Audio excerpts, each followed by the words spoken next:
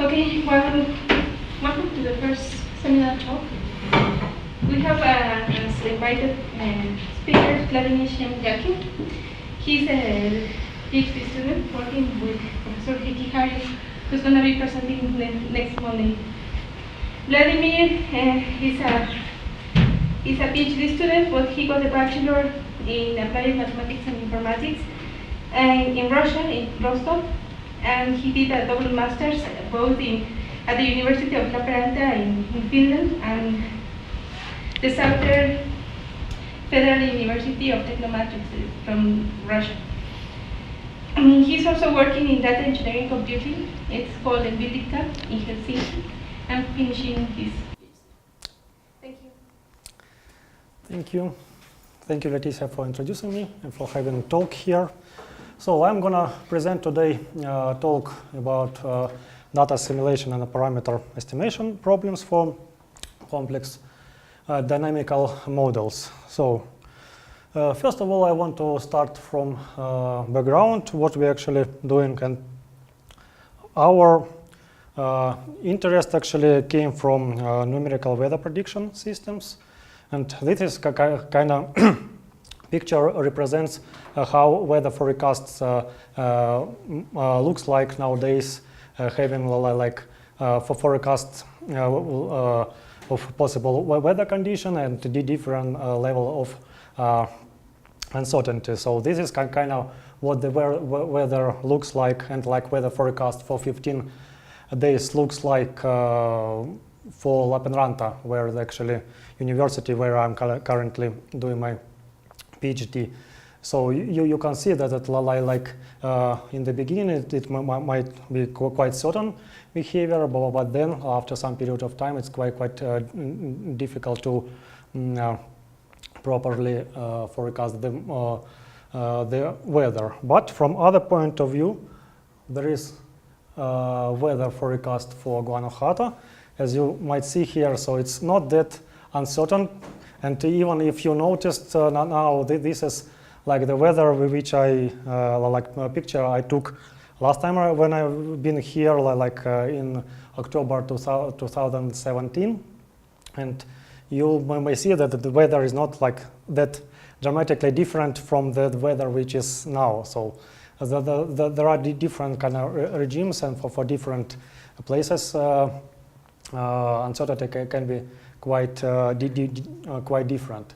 So this is kind of quite complex numerical weather prediction system. They require like different method to make it happen. Basically, now I will probably start from data assimilation methods.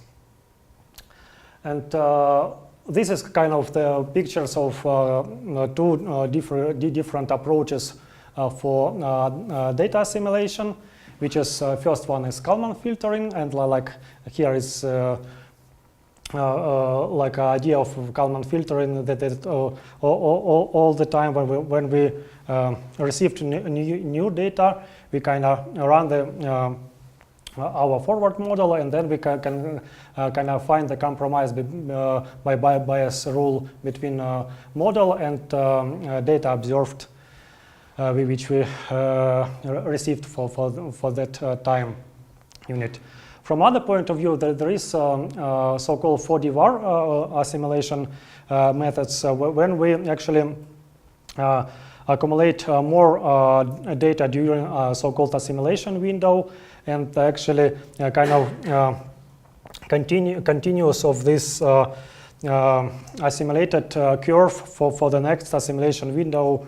It works like a background of initial guess for the weather forecast, and then that initial guess is updated according to the data available, and basically leading to also a proper estimation for initial value, because in those kind of systems, numerical weather prediction or chaotic system in general, proper estimation of initial values, they play a significant role, and they can impact a lot in a longer time interval.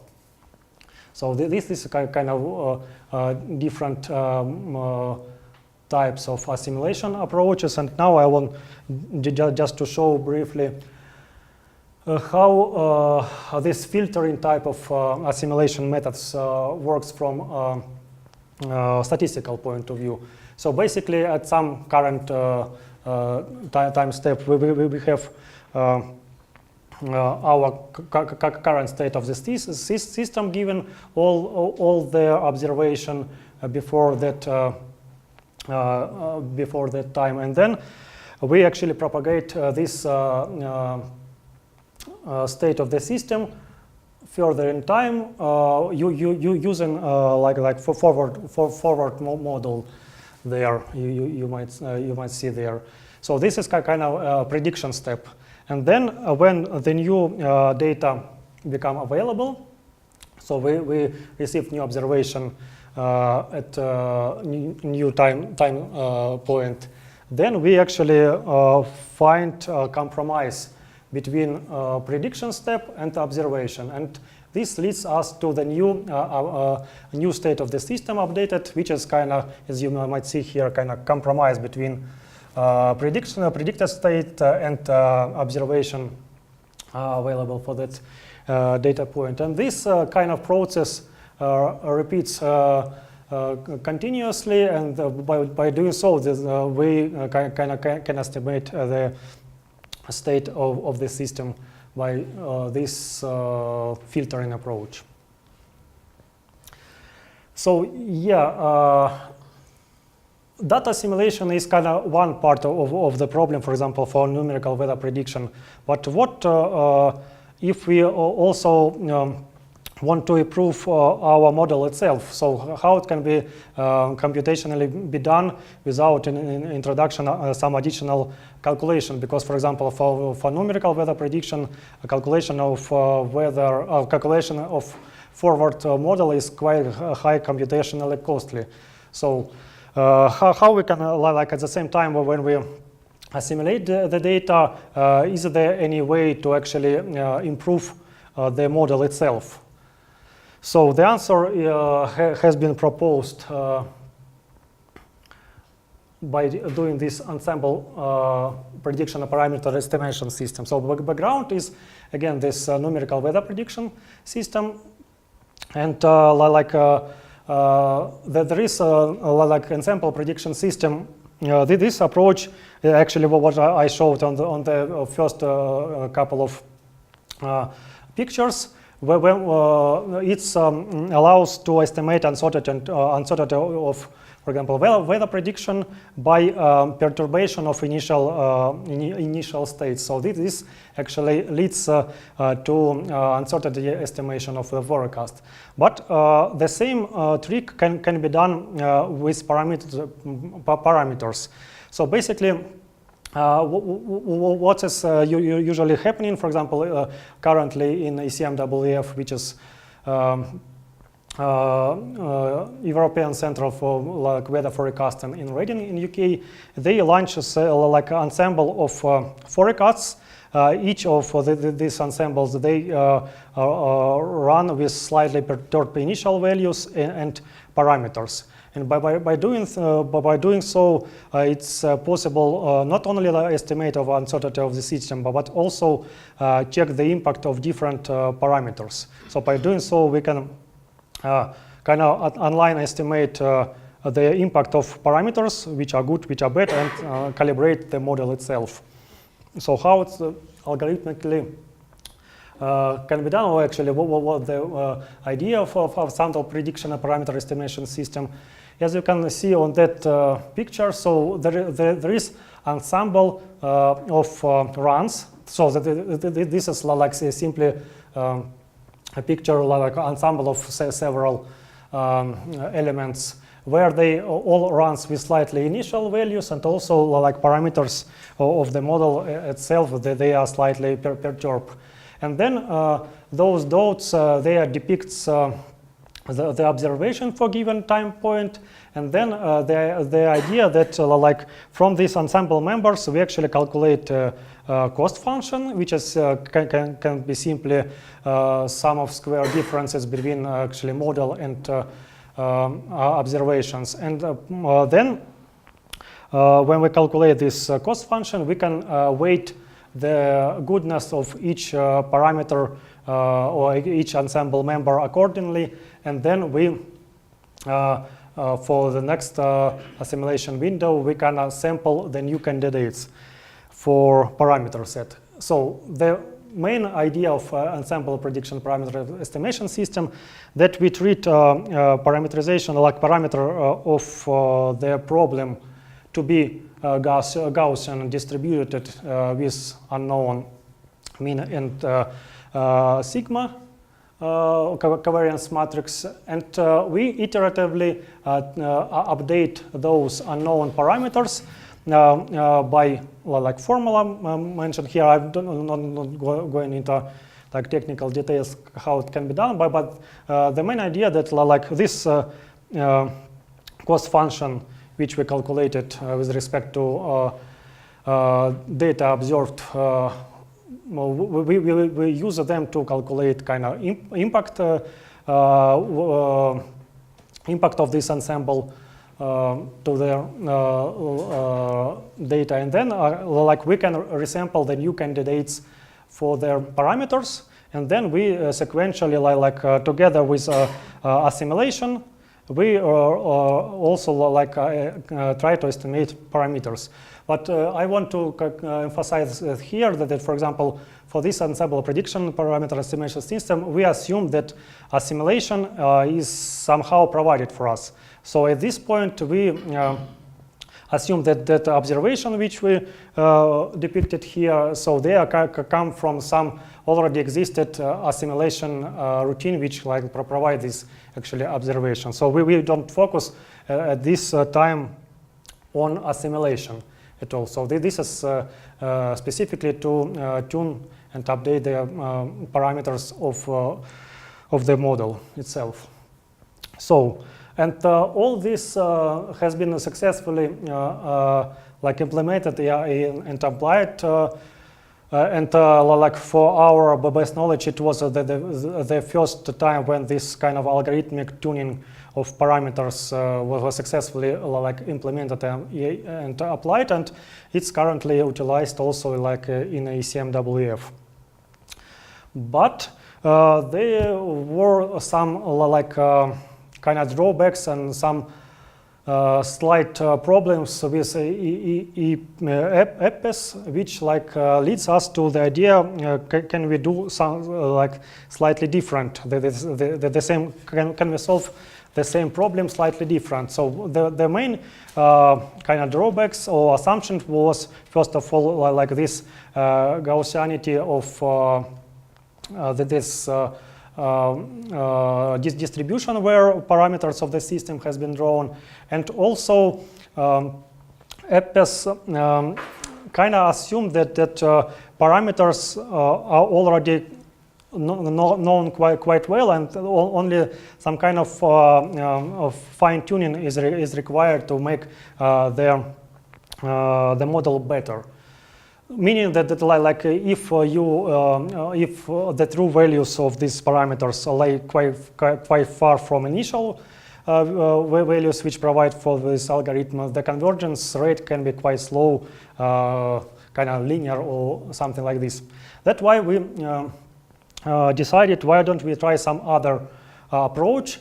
And now, like I will describe this differential evolution approach. This is the differential evolution approach. It's one of the representative of type of evolutionary algorithms, which is population-based and has been firstly introduced by Storr and Price and in '97. Yeah, and there are quite a lot of like literature available about how this algorithm can be applied for deterministic cases. But because because we are targeting chaotic and stochastic cases, it would require some changes which we successfully made. But I will go to this a little bit later. First of all, I want to introduce some basics about differential evolution. So it's basically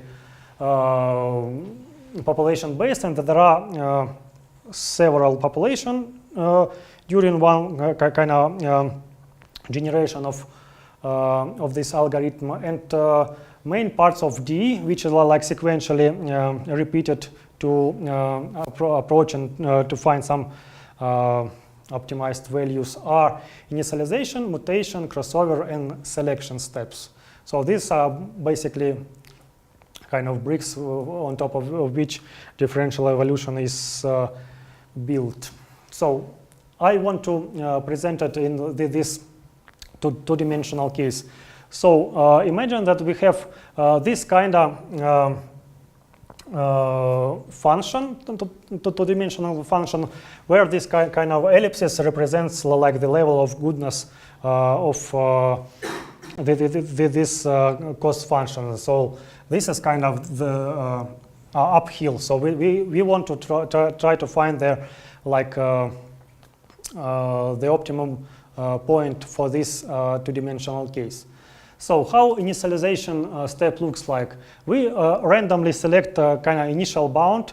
It can cover all this our cost function, but in general case we don't know how this cost function looks like, and this initialization can be done even like outside of this cost function, and we tested like different. We had different test cases which show that convergence also might happen when you initialized far from true values, which is also quite positive point about differential evolution. So basically, we randomly, like uniformly, randomly take points or like elements from this two-dimensional space. So this is how like initialization is done in the very first generation. All other generation, they kind use the elements from the previous one. So this initialization is, in this form takes place only in the first generation. Then mutation is going according to this formula, and actually this formula dictates why the algorithms is called differential evolution. Basically, what's happening here, we simply take three mutually different vectors. For example, here is kind of called base vector. Then we calculate the difference between two random other vectors here, and then we calculate the square difference between them. F is called scale factor here. And then we simply add this scaled difference to this one, and that point become candidate to compare it in this crossover step. So in crossover step, we took this candidate element from the mutation step, which is here, and we compare it to yet another element and population, xy in this case, and crossover makes sure that our mutant vector will be different at least in one component from the target one. So basically, this is our mutant vector. Then this is our vector according which we compare this mutant vector, and then we take either this one, or this one vector, but not this one, because then we will have the same element in a candidate vector, which is not how evolution works. And then in the selection step, we simply check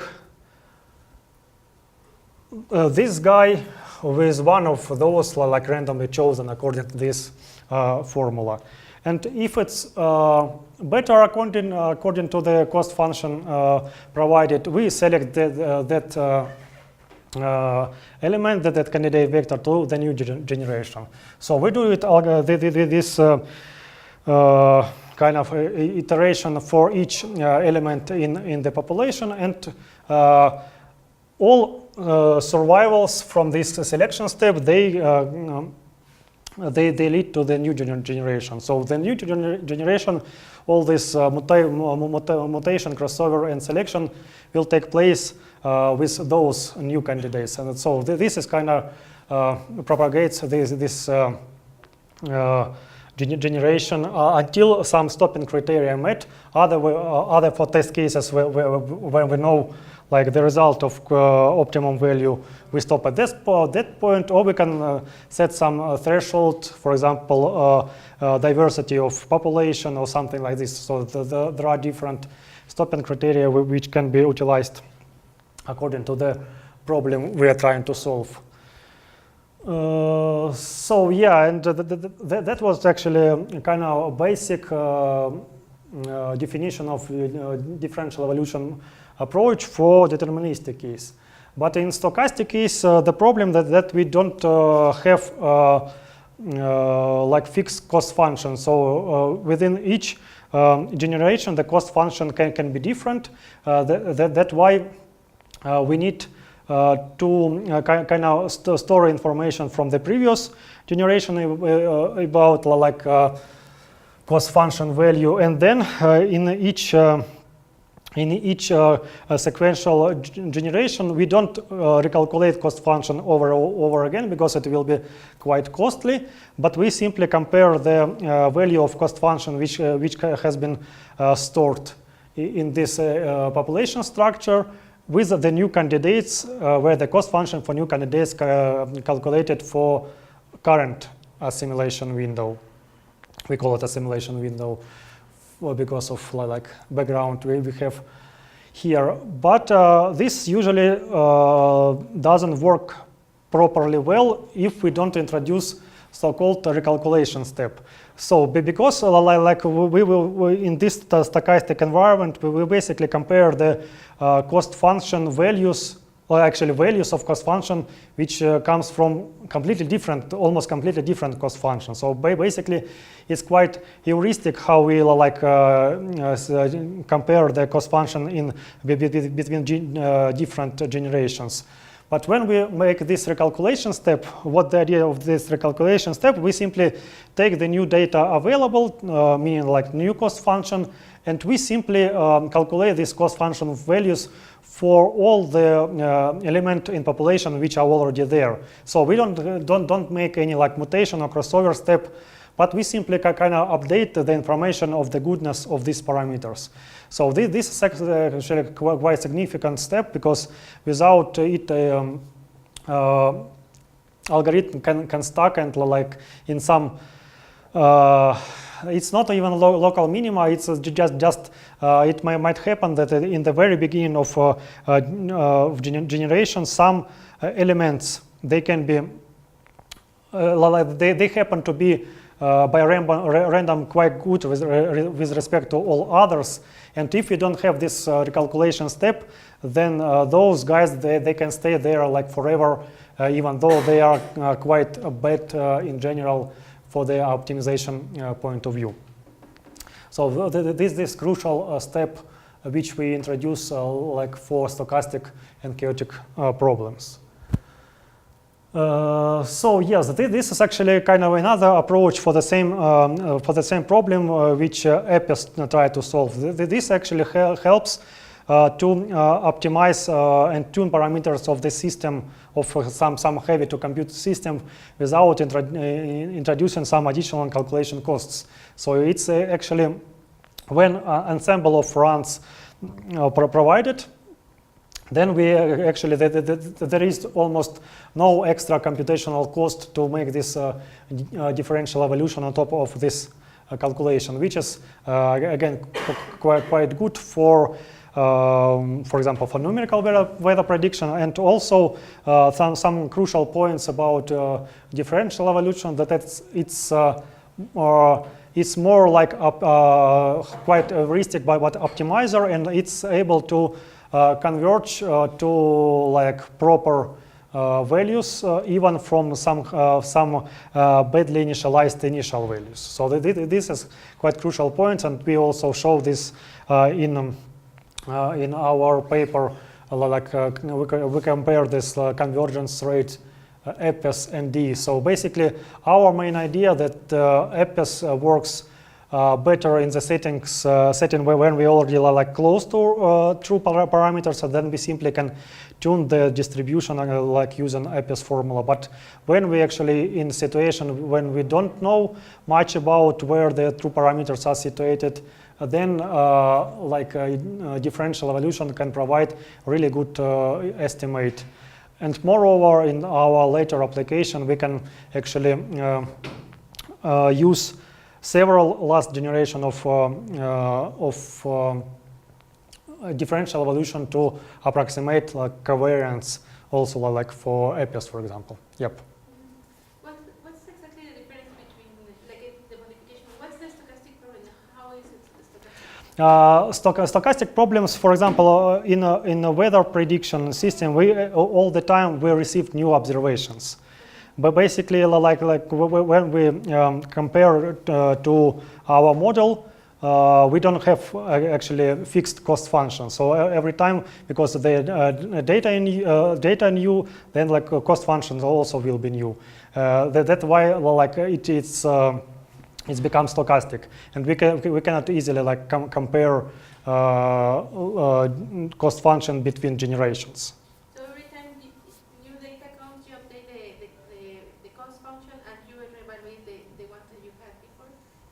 The data before is not used because it's is intended to be online. So we kind of, for example, look on this particular set of measurements within 1 day or something, and we updated parameters when the data available for this day. Then we actually moved to the next day, so we forgot about this one. So we already moved from that one. So new data came, and we tried to fit our parameters and tune them according to the new data. Of course, in this situation, there is no proper best parameters ever. That's why we try to actually find not the point estimate of the best parameters, but we try to estimate some posterior distribution of parameters which are all reasonably well for in general. Because for example, for today data, the parameters which are best suited, they can be different from the parameters which are suitable for the next day.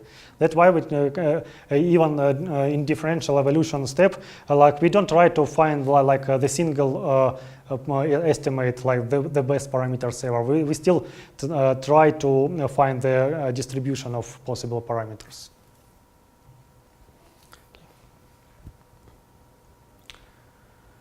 Yes, and here is a quite recent result about what if we want to make data assimilation. So, for example, all previous cases we assume that data assimilation, meaning that observation, they are available by some assimilation method which provided for us. But what if we want to make this data assimilation and parameter estimation together? So, meaning that we first assimilate data and then use this assimilated data to tune the parameters. So it's kind of full estimation both of initial state and parameters of the system. So, and for these purposes, we decided to consider a so-called Lorentz 95 system. It's quite well known to have chaotic behavior. It has 40 so-called slow states variables. X, they are slow variables, and there are 320 fast variables. And just to show this, how different behavior, slow and fast variables have. So basically, in this formula, X, meaning those black one, they are slow variables because you see the amplitude is different, and also kind of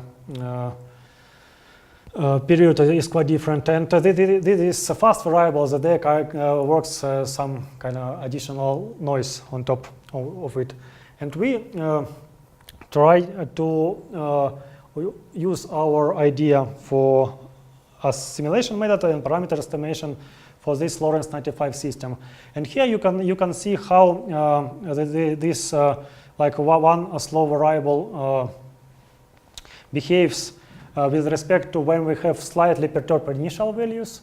So you can see that after some period of time, it goes to chaotic regime. It's not possible, at least in this setting, to like properly forecast what's going on after like 2 time units in these settings. Then this picture corresponds to like a small perturbation in parameters of the system, and here we simply take that the parameters this fk.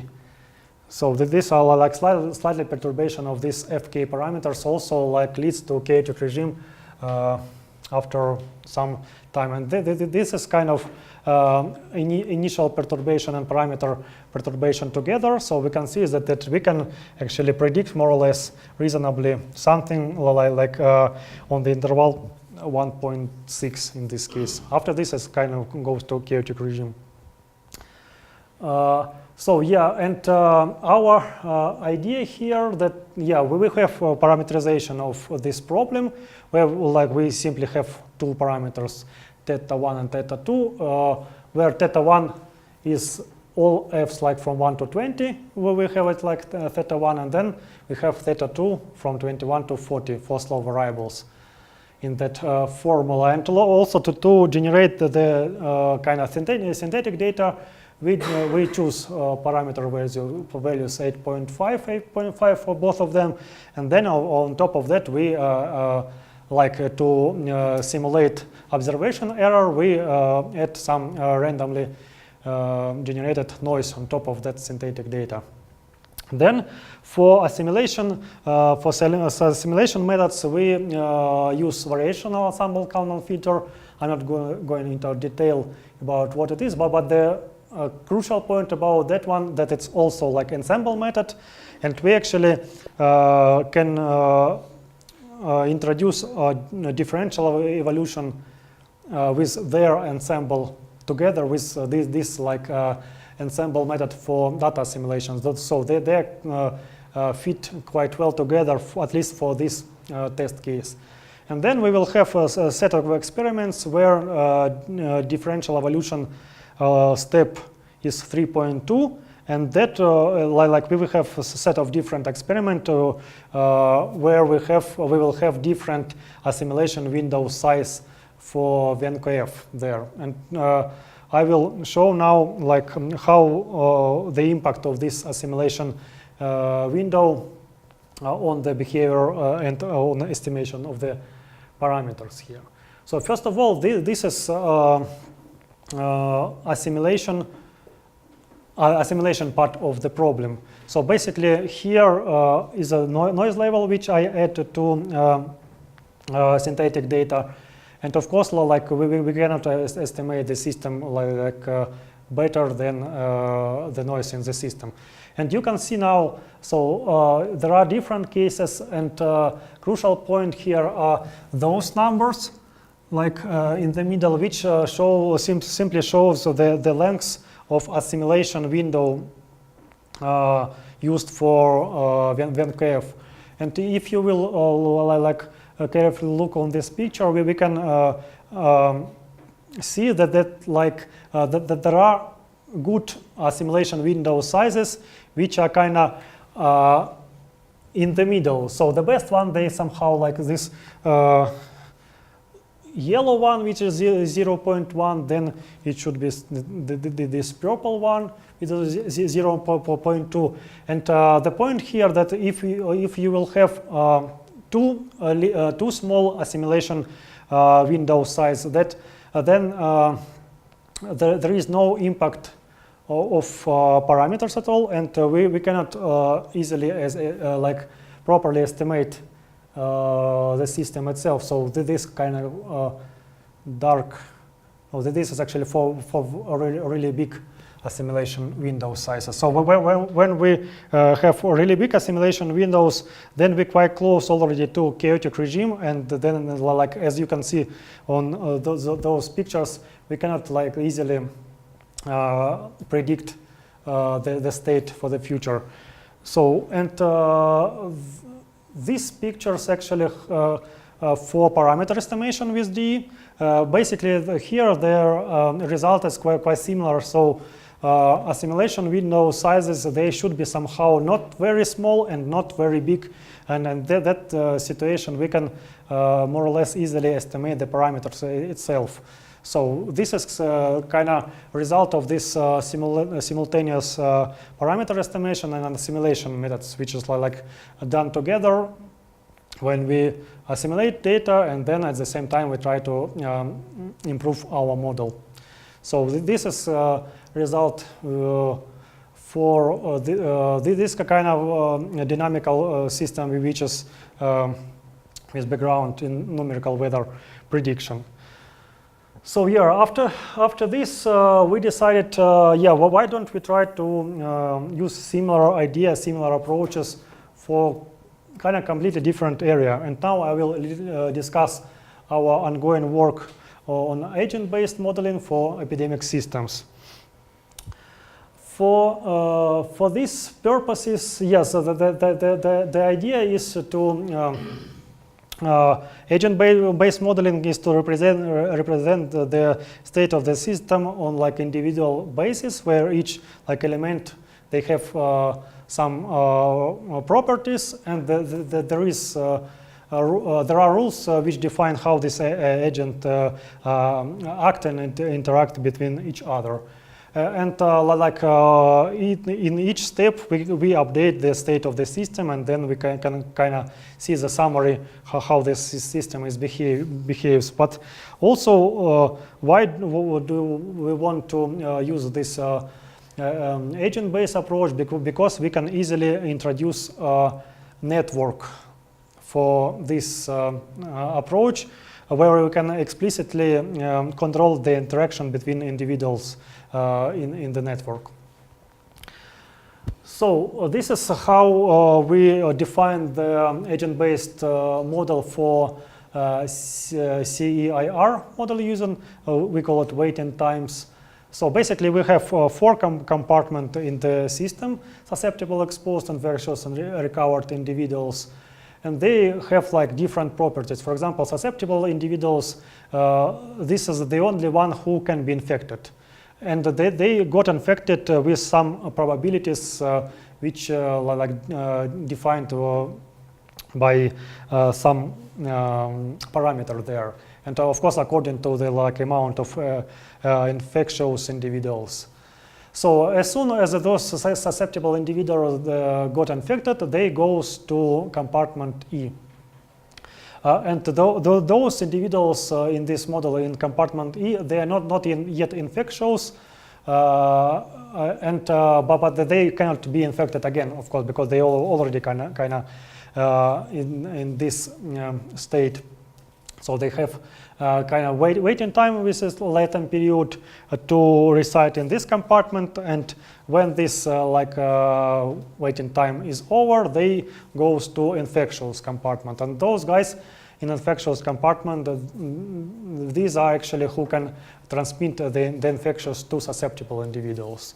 Again, there is some waiting times, waiting time given like infectious period, within which they can transmit the infectious, and as long as this waiting time is over, they goes to this R recovered compartment, and those guys, they are temporarily immune to infections.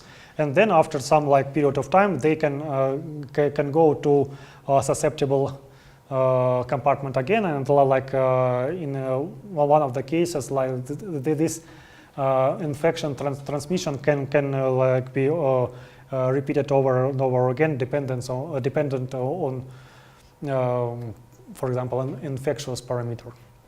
So this is how we actually describe our model, and then how we actually implement it. We basically have n times 3 matrix, where the first columns just correspond to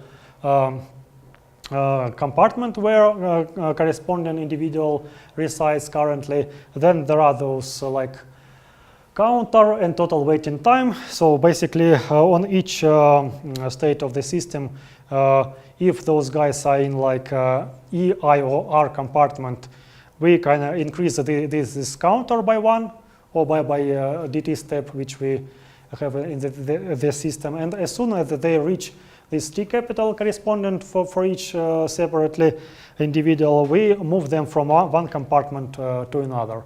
So by doing so, we kind of step by step, we update the system correspondingly.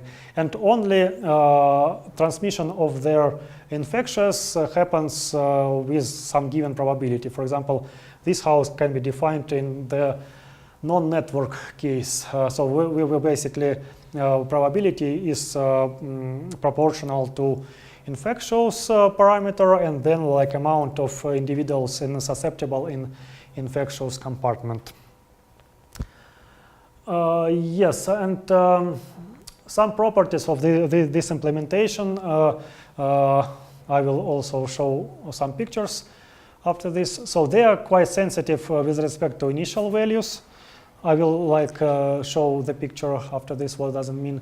Then implicit states, so we basically have this counter times, and this implicit states makes it complicated to apply this differential evolution approach to estimate the parameters right away, how we do it for all previous problems. So there are some technical issues we because of this implicit state which prevent us to apply differential evolution right away, and we, at least at this moment, we end up in some trick to avoid this implicit state generation by going all over to the beginning of the simulation all over again. But I'll probably focus on this a little bit later when I show the results.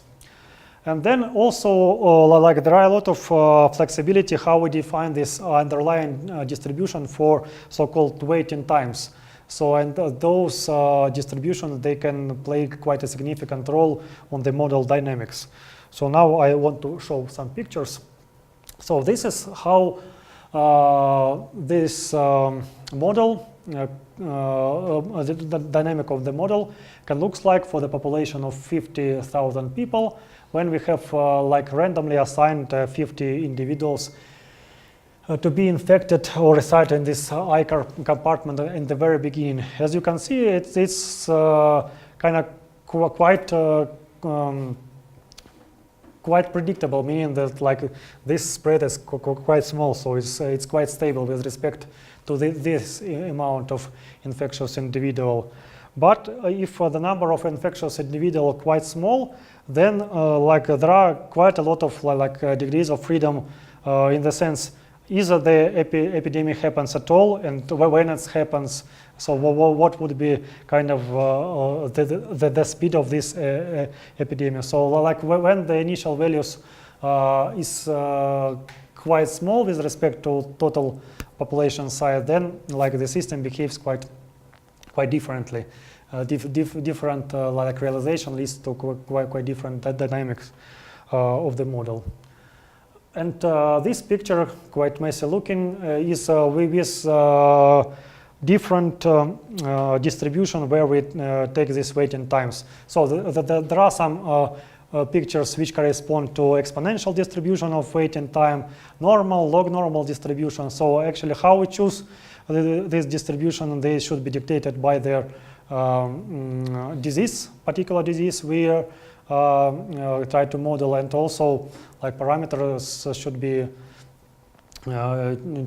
be chosen accordingly. So as you can see, just the choice of this distribution can lead to completely different realization and dynamics of the model.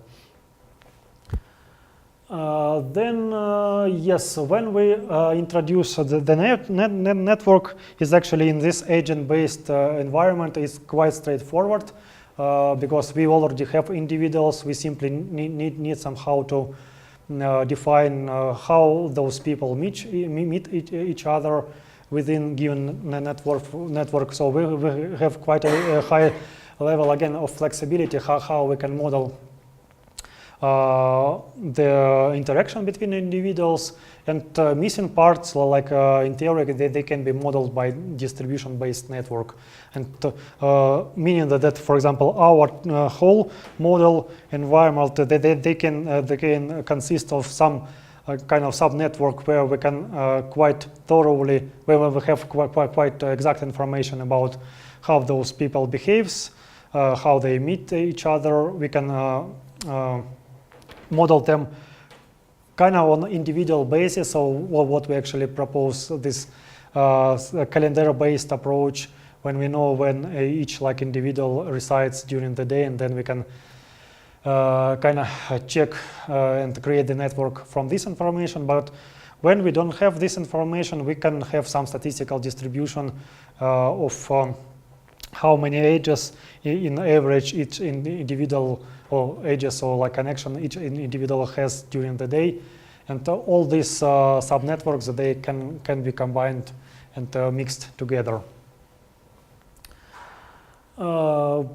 Yes, and my motivation for this, why we actually try to again use this differential evolution or just in general online parameter estimation approach here, because when the network grows or kind of density of network become quite high, the process become quite computationally heavy, and which prevents easily this kind of sequential update of the parameters and goodness of the parameters. So that's why we also wanted in the first place to apply the same idea when we simply split infectious period in some assimilation windows, and we like within each assimilation windows we can try to like come closer and closer to true parameters. But as I mentioned before, this kind of implicit state which is in the model prevents us to do it easily because it's not straightforward how we can generate and randomize this initial state like counter times where the individual resides in each compartment to fit to the observation we have. For example, if we observe that like currently there are 30 infectious individuals, how do we then initialize all other compartments? Because okay, we can easily like assign like some amount of individuals into each compartment, but we don't know like how to properly initialize these waiting times. So this is this at least prevents us to do it straight away, right away, like this sequential optimization. But we kind of still do it sequentially, but these assimilation windows, it's all the time start from the very beginning, and it grows and grows and grows. So this, from one point of view, it's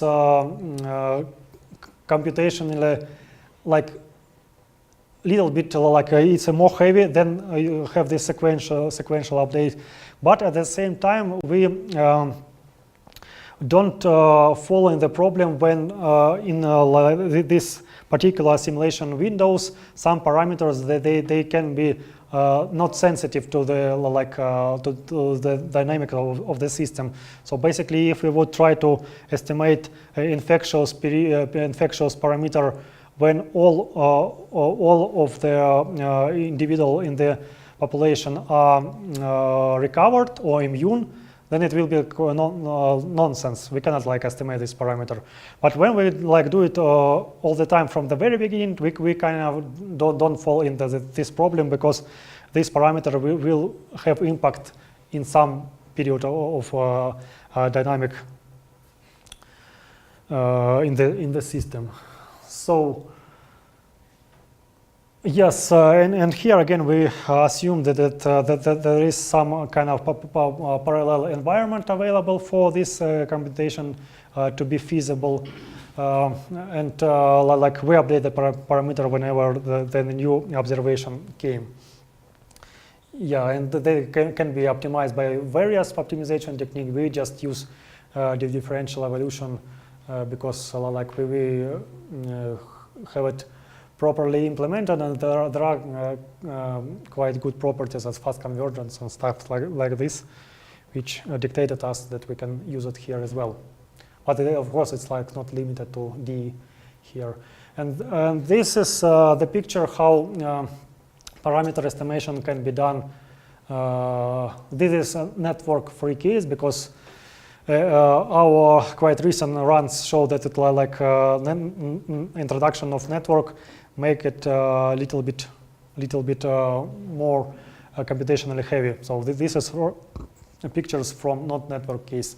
So basically, we initialize parameters. For example, now we can focus on this alpha, which is infectious probability, and we initialize it quite far from the true one. So this red one depicts the true infectious ratio. As you can see, we initialize it quite far from the true ones, and like during this how epidemic evolve, we are able to converge quite close to the true values. And also at the same time, we try to estimate number of initially infected individuals and some parameters for given distribution for the waiting time. So this is quite doable, but for network cases, it still requires like either to overcome this obstacle when we all the time need to to go to the very beginning of the simulation, or just we need to have like just use some powerful machinery for this. So it's like in there is only some practical issues which like make it a little bit more complicated. And now what we are going right now, even during the stay here in CIMAT, first of all, we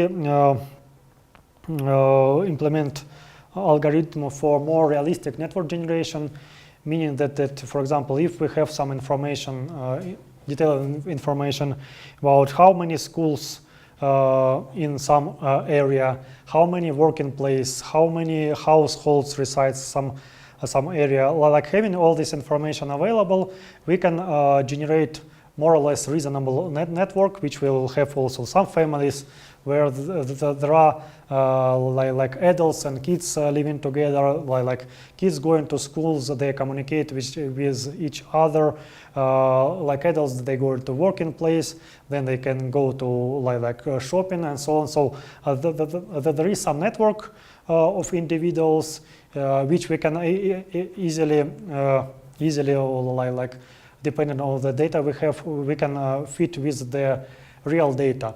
And now I will even show some data which we recently received from hospitals in Lappeenranta, where there is statistics of some infections there. Yeah, and also, yeah, we're still thinking how this back and forth iteration of parameters in parameter estimation can be overcome, and do we even need to overcome it, or just have more computation devoted for these purposes. Yeah, so this quite fresh and like recently obtained the information about the different type of influence, as far as I remember, during like given weeks in 2017 and 2018. So having this data available, we would be able to actually simulate this infectious transmission for their like real city. Like Lappeenranta is quite small, so it's like only about 70,000 people living there. And also we have information from schools about absence of the children, which we can also like fit in our model, and also like having all this information about absence and like how many pupils studying in particular schools, where we can fit those real data in our network generation, and it's like become quite like descriptive in the sense that it corresponds to true data in the true data for Lappeenranta city. So I think it's the end of my talk. This is some references which you might be interested to check where these algorithms came from, and some recent publication about differential evolution, for example. So yeah, thanks.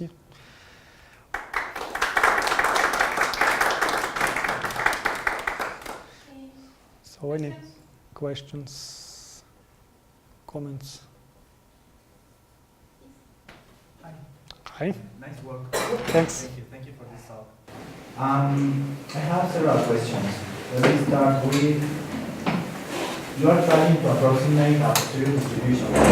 Yes. Okay. What about the particle filter?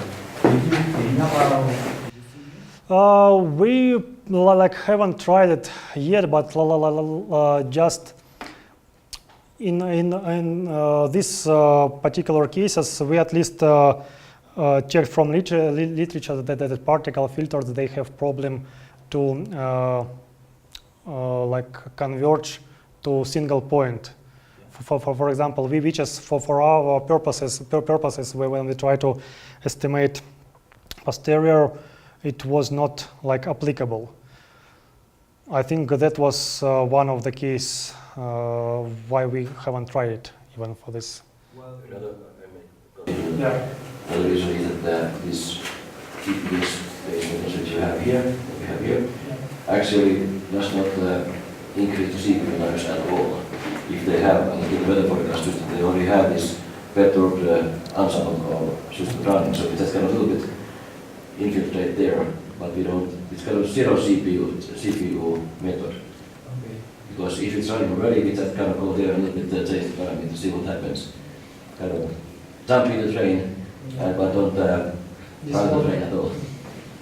That was the main reason, and why it was suggested it would be a kind of viable way of doing it. Of course, in principle, It would be done by particle filters and other methods as well, but we're especially tuned in that situation. Okay, that's good. It's good to know. Okay, next question. You are using differential evolution. Mm-hmm. Nowadays, that's an important method, and a very successful one.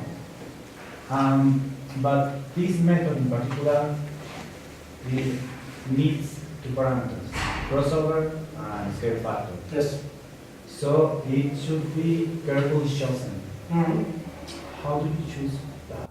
Actually, yeah, I don't actually mention here to the details in our implementation. Yeah, they're quite detail explained like this. But basically, we don't even use a fixed value for scale factor, because there are some kind of advanced version of differential evolution when this scale factor can be chosen differently for each ensemble member and also for each element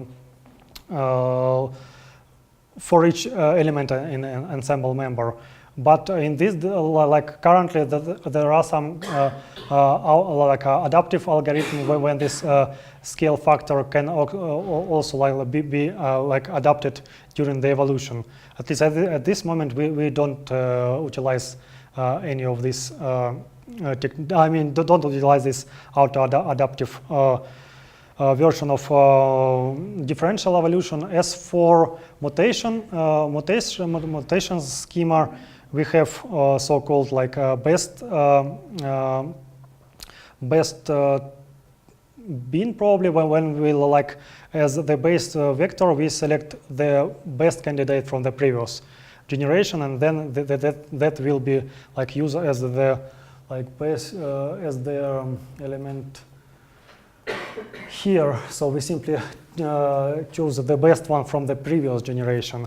And as for crossover probability, here, yes, because we don't usually have information about what cost function we try to optimize. This crossover probability we set to constant. As far as I remember, it's usually 0.8 So there is a high probability to like select one of those elements because we actually want to explore more the area which we try to estimate. And as for actually scale factor here, this one. Scale factor here, we use it like, as I mentioned, not the constant, but we have like it's random from, as far as I remember, usually from 0.6 to 1.1, which allows by chance like expanding of the search area when this scale factor more than 1. But like most of the case, it's tried to shrink. But still, like because we have this difference between parameters, we're still able to estimate quite a big region, and this is why differential evolution also is possible to initialize. For example, if we have, as in this case, if we have optimal value somewhere here, even if we initially take parameters only from this box, which are outside of this area, it will still, after some generation, converge to this optimum value. So, if you are interested in these pictures and more proper test cases, yeah, you can find it in this one. We did more sophisticated check how EPES works, how DE can be applied. Also, as far as I remember, it's also applied for Lorentz 95 case. You might consider to use the shade method. Have you heard about it? Which one? The shade method. S-H-A-D-E. I'm not Because sure. most of the most successful methods based on differential evolution are using that. Okay, I should go and Yeah, it should be that one. I think.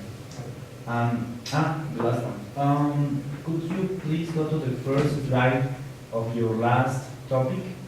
I think it was the next one, please. Yes. You're using normal distribution. Yeah, it says this. So it could Yeah. produce Yeah, negative yeah. values. Yeah, of course. Probably the proper notation here would be that we simply select some distribution. Of course, we will should make sure that it's non-negative.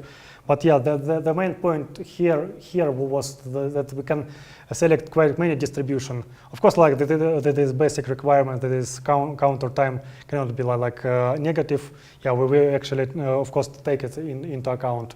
So basically, that's why we usually use some log normal distribution or something like this, which don't produce any negative values. Thank you. Thank you. Okay, well, let's thank our speaker. Thank you.